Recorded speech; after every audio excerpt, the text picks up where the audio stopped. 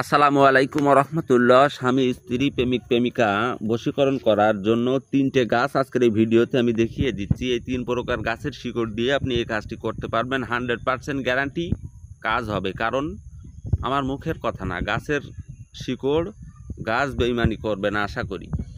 এই হচ্ছে ধান সীসা বা শীষ আকন্দ বা শ্বেত আভাং গাছ, এটা চিনে রাখুন। পরবর্তী গাছে যাচ্ছি। পরবর্তী গাছটি হচ্ছে এই শ্বেত খৈশগার গাছ।